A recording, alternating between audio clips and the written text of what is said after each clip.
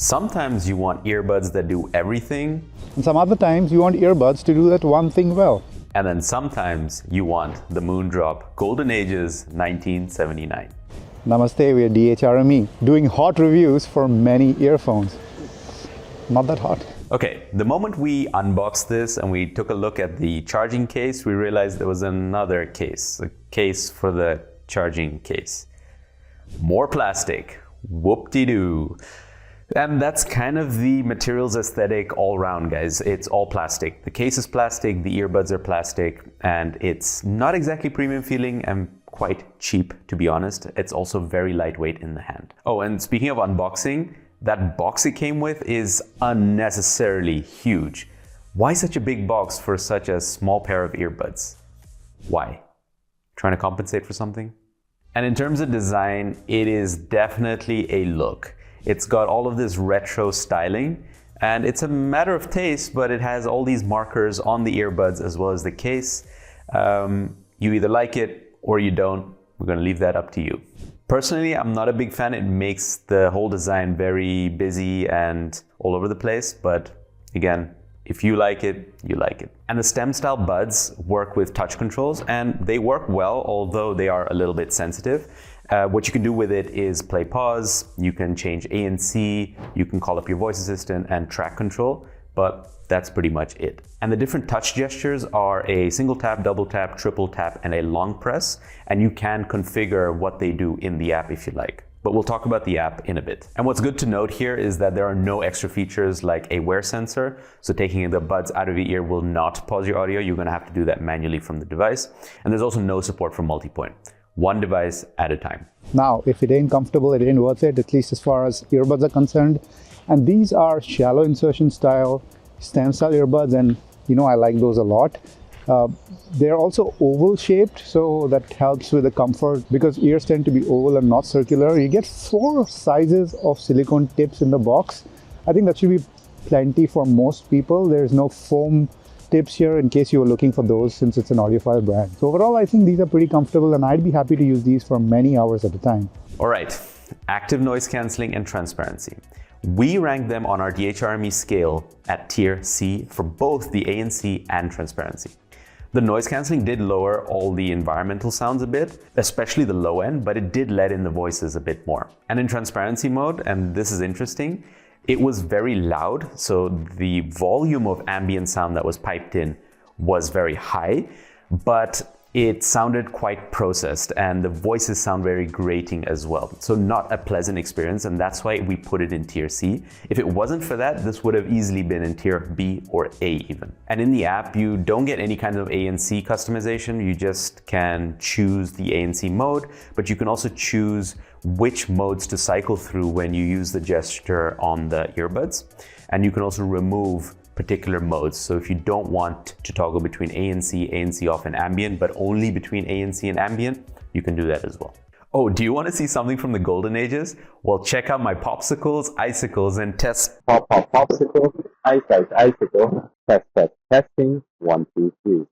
Okay, I already knew these were no fuckman earbuds from the get-go because the first time I unboxed these and made a phone call at home in quiet conditions, I was quickly told by the other person on the call to change whatever I was using. So yeah, don't expect a whole lot from these for phone calls, guys. Also, there are no fancy fuckman controls like muting or changing volume. There's only the ability to answer and hang up the call. All right, so let's talk about the sound on the Moondrop Golden Ages because there's some very good things and some quite annoying things to talk about here. First off, the left and right channels, they don't become mono with just one bud in. So what's happening is that if you just put your right bud in and the left bud in the case and shut the case, you're only going to hear the right bud play and not the left bud. So that's kind of annoying. And that's pretty much where the negatives end in terms of sound.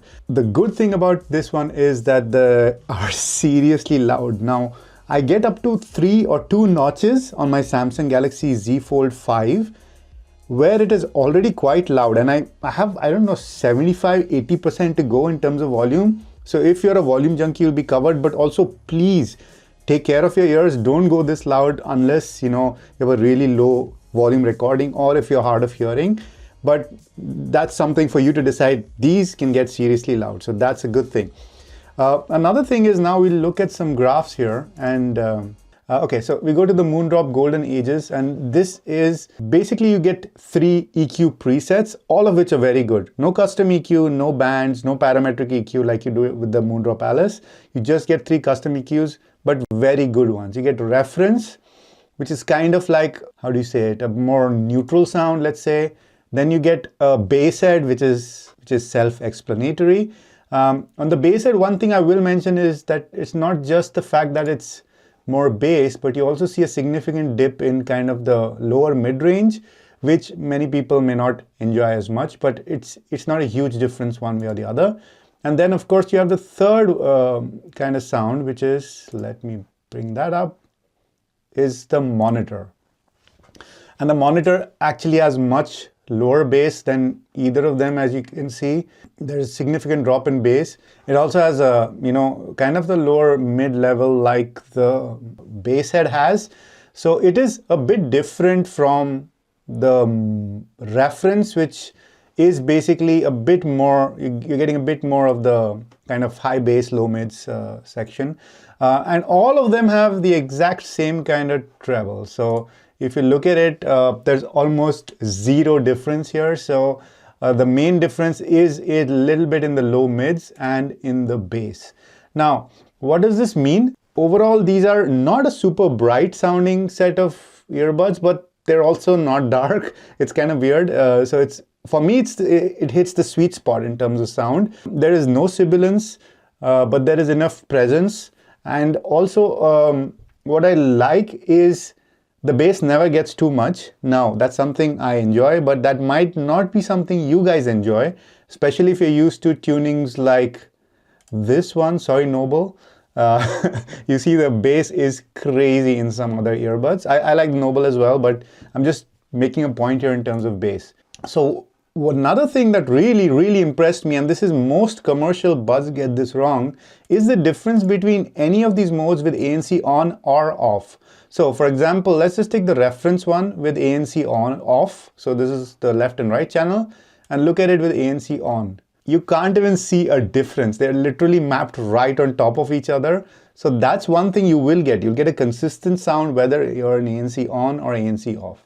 Okay, and one thing I should mention is, because of the nature of the tuning of these earbuds, they do sound better with slightly higher volumes. At lower volumes, they sound a bit plain, boring. But if you want more detail, if you pump up the volume a little bit, you're going to enjoy these buds a lot more. And they do come with LDAC, which is the highest resolution codec you can get on Android, along with EPTX lossless. Okay, that's going to be another debate, but it's a pretty high-res codec. However, that comes with a caveat. So in terms of sound, these are great. You get 3 presets. All of them sound good. I showed you the charts, but let's talk about LDAC. Kevin? Okay, we tested the battery life, but get this, it's very interesting, but there's a huge difference if you use the buds on LDAC or AAC. Now, Moondrop advertises 6 hours of battery life on AAC. We tested that and got 7 hours and 26 minutes, but on LDAC, we got 2 hours and 42 minutes. Huge difference. So if you're going to be using these on LDAC, you better keep that charging case juiced up. And speaking of juice, there's no wireless charging on these buds, so it's just good old Type-C. Yeah, and those voice prompts are not safe for work, if you know what I mean. They're a bit sensual, I guess, and it's also very unclear which ANC mode you're in, for example, or if you're in pairing mode or not. You just have to make do with these sounds that are there in your ears. So it definitely takes some getting used to. Oh, and another thing we didn't like was if you were using both buds in your ears, you took one out and put it back in the case, the left bud would continue playing that channel only and not switch over to stereo. Very weird. And like we said, the phone calls, ANC, and transparency is just meh. So you're not buying these for that, that's for sure. And if you're looking for extra features like the wear sensor or multi-point support, you're not getting those as well. Now, there were some issues we faced. We talked about the left-right audio issue. There's another thing that we don't really like is the app. It's super low rated on the Play Store or the App Store.